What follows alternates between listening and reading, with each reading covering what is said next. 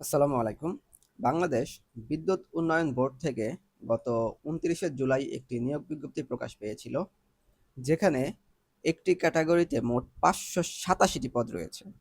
৫৮৭ অর্থাৎ প্রায় ৬০০ পদ রয়েছে শিক্ষানবিশ এসবিএ এর পদে। শিক্ষাগত যোগ্যতা হচ্ছে ইন্টার বা এইচএসসি বা সমমান পরীক্ষায় পাশ করতে হবে এবং সেটা অবশ্যই বিজ্ঞান বা সায়েন্স বিভাগ থেকে হতে হবে। এবং কোনো পরীক্ষাতেই দ্বিতীয় বিভাগ বা সমমানের জিপিএ বা সিজিপিএ এর নিম্নে পাওয়া যাবে না। অর্থাৎ সেকেন্ড ডিভিশন বা এর সমমানের যে জিপিএটা আছে অর্থাৎ জিপিএ ৩ এর কমে পাওয়া যাবে না। ও অর্থাৎ জিপিএ ৩ তো ৩ বা ৩ এর উপরে তো প্রথম বিভাগই, কিন্তু ২ থেকে ৩ এর কম হচ্ছে দ্বিতীয় বিভাগ। অর্থাৎ ২ এর নিচে পাওয়া যাবে না, কমপক্ষে ২ পেতে হবে জিপিএ। আর এই পদের বেতন গ্রেড হচ্ছে ৯,৭০০ টাকা থেকে ২৩,৪৯০ টাকা বেসিক। এটি হচ্ছে ১৫তম গ্রেডের চাকরি।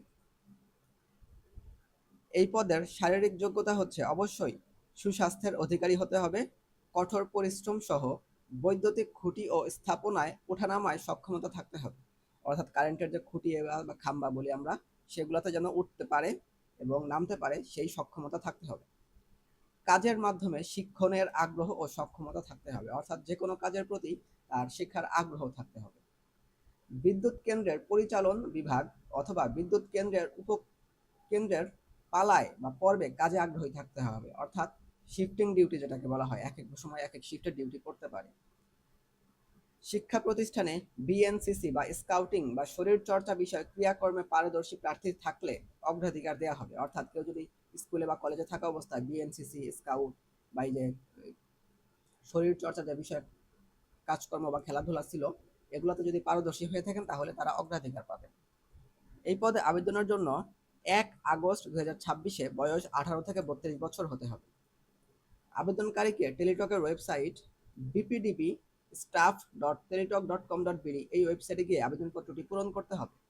আপনি যদি আবেদনপত্র পূরণে ইচ্ছুক হন কিন্তু আবেদনপত্র নিজে পূরণ না করতে পারেন, সেক্ষেত্রে আমাদের সাথে ফেসবুকে মেসেজ দিয়ে অথবা ইউটিউবের কমেন্ট করে যোগাযোগ করতে পারেন, অথবা স্ক্রিনে দেয়া নাম্বারে মেসেজ বা কলের মাধ্যমে যোগাযোগ করতে পারেন। আবেদনপত্র পূরণের সময়সীমা হচ্ছে ৩ আগস্ট সকাল ১০টা হতে ২৩ আগস্ট বিকাল ৫টা পর্যন্ত। এই সময়ের মধ্যে আবেদন করে ইউজার আইডি পাওয়া ব্যক্তিরা পরবর্তী ৭২ ঘন্টার মধ্যে টাকা জমাদান করতে পারবে। এই সময়ের পরে আর কেউ আবেদন করতে পারবেন না। এই পদে আবেদনের ফি হচ্ছে ১১২ টাকা। তবে অনগ্রসর প্রার্থী অর্থাৎ শারীরিক প্রতিবন্ধী, ক্ষুদ্র নৃগোষ্ঠী এবং তৃতীয় লিঙ্গের প্রার্থীদের মধ্যে কেউ আবেদন করতে চাইলে তাদের জন্য আবেদন ফি হবে ৫৬ টাকা। এই টাকা জমা দেওয়ার জন্য টেলিটকের যে কোনো প্রিপেড নম্বর থেকে আবেদন ফি এর সাথে আরও অতিরিক্ত ৬ টাকা যোগ করে রিচার্জ করতে হবে এবং প্রথম এসএমএসটি লিখতে হবে বিপিডিবি স্টাফ স্পেস দিয়ে আবেদনপত্র থেকে পাওয়া ইউজার আইডি এবং পাঠাতে হবে ১৬২২২ নাম্বারে।